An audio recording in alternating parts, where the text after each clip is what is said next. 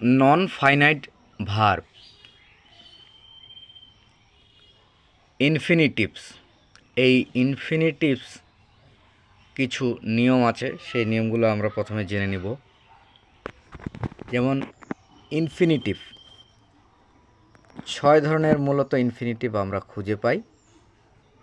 তার মধ্যে present infinitive 2 plus verb দিয়ে গঠন করতে হয় প্রেজেন্ট টেন্সে। Present continuous infinitive to be plus ভার্বের সঙ্গে যেটি আইএনজি যুক্ত করতে হয়।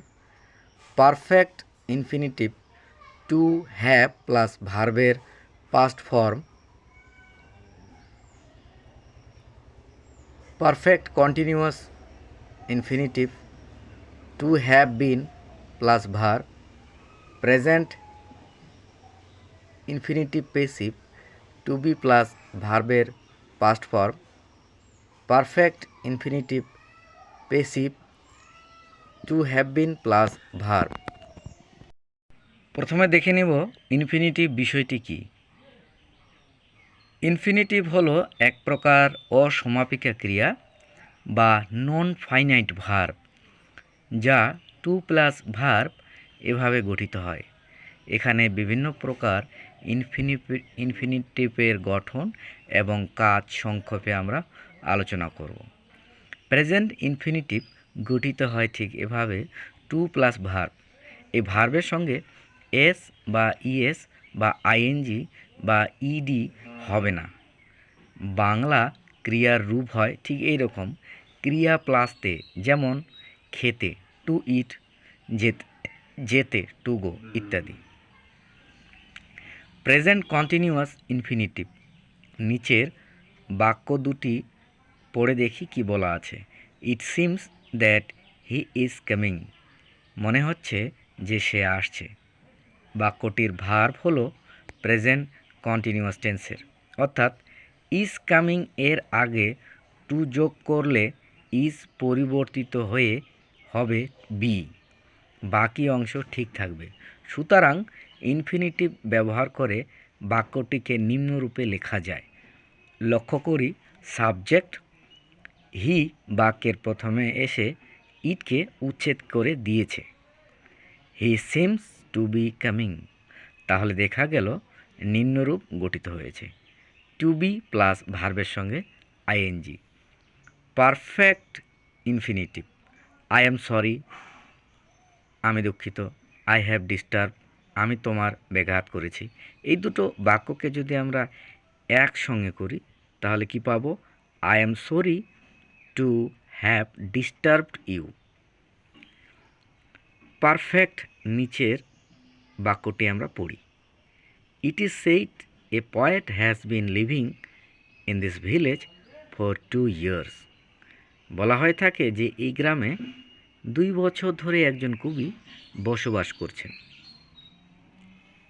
বাক্যটির টেন্স হলো প্রেজেন্ট পারফেক্ট কন্টিনিউয়াস। এখানে হ্যাজ বিন লিভিং এর আগে টু যোগ করে একটি ইনফিনিটিভ গঠন করে বাক্যটিকে নিম্নরূপে গঠন করা যায়।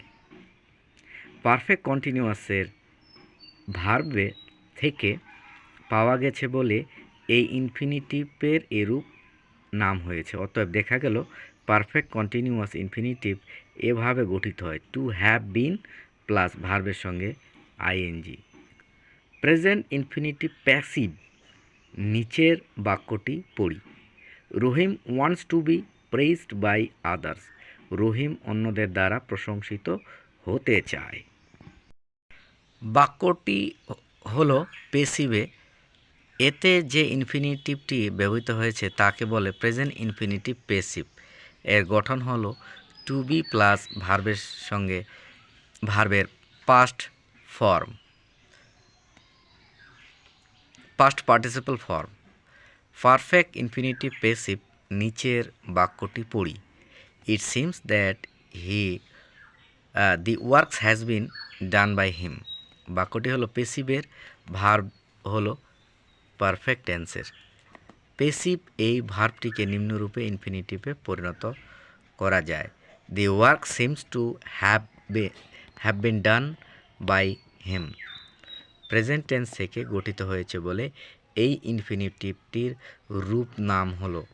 সুতরাং বুঝতেই পারছি যে এই ইনফিনিটিভ এর গঠন হবে টু হ্যাভ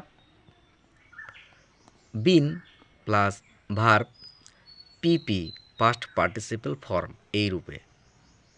তো নিচের টেবিলটি আমরা অলরেডি পড়ে নিয়েছি। এরপর আমরা দেখব কিছু ইম্পর্ট্যান্ট শব্দ বা বাক্য, যে বাক্যগুলো আমাদের পরীক্ষায় বিভিন্নভাবে দিতে পারে, সেটা প্রিপোজিশন আকারে বা সঠিক বাক্য ব্যবহারের ক্ষেত্রে দিতে পারে, এবং কথা বলার জন্য কিন্তু এই শব্দগুলো অনেকটা গুরুত্বপূর্ণ। ভুল করা মানুষের স্বভাব। টু ইর ইজ হিউম্যান। বলা সহজ কিন্তু করা কঠিন। It is easy to say but difficult to do. সে আমাকে দেখতে চায়। He wants to see you. সে একটি কলম কেনার জন্য বাজারে গিয়েছিল। He went to market to buy a pen. এখন পড়ার সময়। It is time to read. সে সাঁতরাতে জানে। He knows how to swim. মনে হয় সে এসেছে। He seems to have come. মনে হয় সে একজন ডাক্তার। He seems two B a doctor. মনে হয় রহিম এখন মাঠে খেলছে। Rahim seems to playing in the field now. তাকে দেখলে মনে হচ্ছে যে সে প্রহিত হয়েছে। He appears to have been beaten.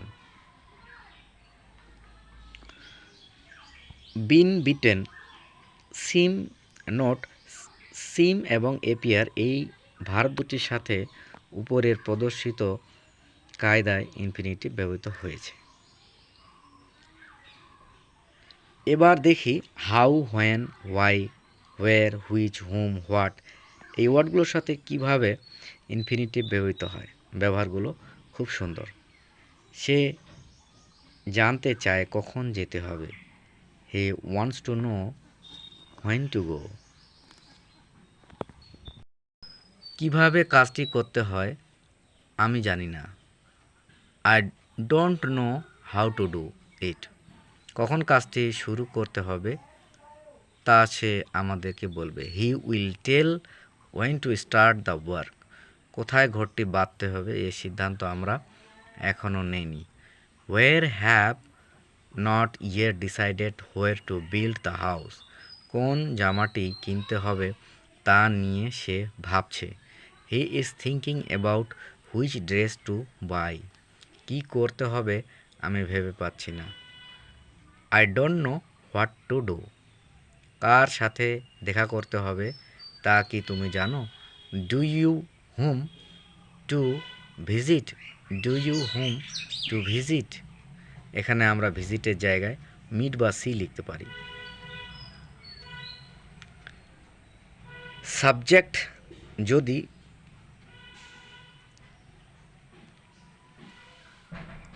আরও কয়েকটি বাক্য আমরা দেখে নেব। মানুষকে ভালোবাসা আমি একটি গুরুত্বপূর্ণ বলে বিশ্বাস করি। I believe that it is important to love man.